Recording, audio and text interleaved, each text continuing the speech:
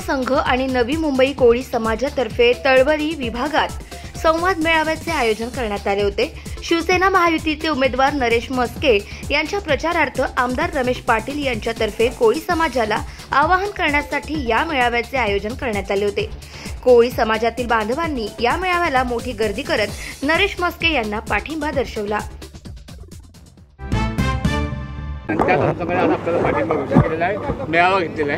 आपण पाहताय सर्व समाज घटक, स्थानिक भूमिपुत्र, कोळी बांधव, आगरी बांधव, सर्व समाज घटक महायुतीला पाठिंबा देत आहेत। सर्वजण वाट पाहत आहेत नरेंद्र मोदी साहेबांची, पंतप्रधानांची हॅट्रिक कधी होणार। कारण हा देश आपल्याला सुजलाम आणि सुफलाम करायचा आहे, जगामध्ये आपल्याला महासत्ता करायची आहे आणि त्याकरता हिंदुस्थानची एक ओळख निर्माण करण्याकरता नरेंद्र मोदी साहेब यांचं नेतृत्व या हिंदुस्थानाला हवं आहे आणि त्यासाठी सर्वजण महायुतीच्या पाठीमागे उभे राहिलेले आहेत। खासदारांवर आज आपण टीका केलेली आहे, तिन्ही उघडपणे का ही टीका झाली आज?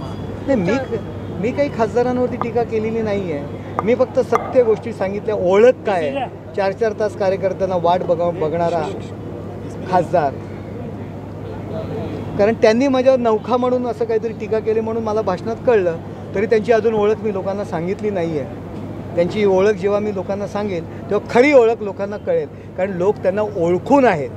माझी ओळख हे माझ्या पाठीमागे असणारे पदाधिकारी आणि कार्यकर्ते।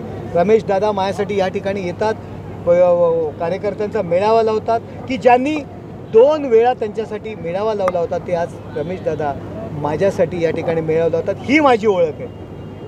अकार्यक्षम ठरलेत का? तुम्हीच सांगू शकता की अकार्यक्षम आहेत की कार्यक्षम आहेत ते। आज त्यांच्या मागे 50 कार्यकर्ते सुद्धा येत नाही आहेत, जमा होत नाही आहेत। भास्कर जाधवांच्या सभेला 40 माणसं असतात, जे जेव्हा रॅलीमध्ये येतात तेव्हा 10 कार्यकर्ते त्यांच्या पाठीमागे येत नाहीत। तेव्हा जर ते कार्यक्षम असते तर त्यांच्यामागे माणसं असती, त्यांच्यामागे पदाधिकारी असते। आज त्यांच्याबरोबर कोणीही नाही, याच्यावरनं त्यांची कार्यक्षमता लोकांसमोर आलेली आहे।